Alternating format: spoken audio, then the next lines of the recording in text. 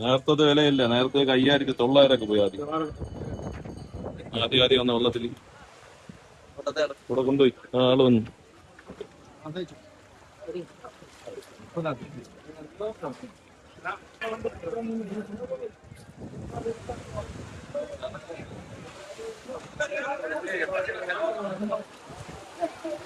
നമ്മളീ കാണുന്നത് ഓഗസ്റ്റ് 19 ഉച്ചയ്ക്ക് 2 മണിക്ക് ശേഷമുള്ള ഒരു കാഴ്ചയാണ്. രാവിലേക്ക് വന്നവർക്കെന്ന് പറഞ്ഞു കഴിഞ്ഞാൽ തട്ടുമടിക്കൊക്കെ തൊഴിയാള മീനാണ് കുറച്ച് കൂടുതൽ ഉണ്ടായിരുന്നത്. അപ്പൊ അതിനുശേഷം തമിഴ്നാട് വള്ളക്കാർക്ക് ചൂര ഉണ്ട് കേട്ടോ. അപ്പൊ ആദ്യമൊക്കെ വന്ന വള്ളക്കാർക്കാണെങ്കിൽ ഒരു കൂട്ട ചൂരയ്ക്ക് വന്നിട്ട് 5900 വരെ പോയി. പിന്നീട് വന്ന വള്ളക്കാർക്ക് കുറച്ച് വില പറഞ്ഞിട്ടുണ്ട്, 4500, അങ്ങനെ 5000ന്റെ അകത്തുള്ള ഒരു ലേലവിളി കാര്യമാണ് ഇപ്പൊ നടന്നുകൊണ്ടിരിക്കുന്നത്.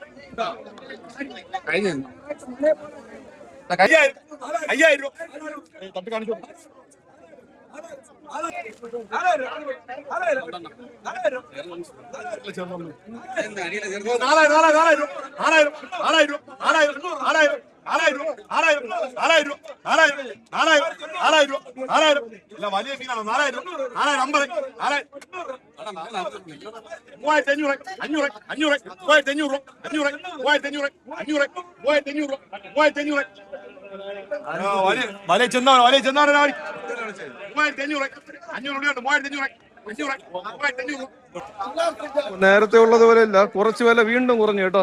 പിന്നെ തട്ടുമടിക്കാർക്കുള്ളത് കുഴിയാള മീനാണ്, രാവിലെ നിന്ന് വരുന്ന കുഴിയാള മീനാണ്.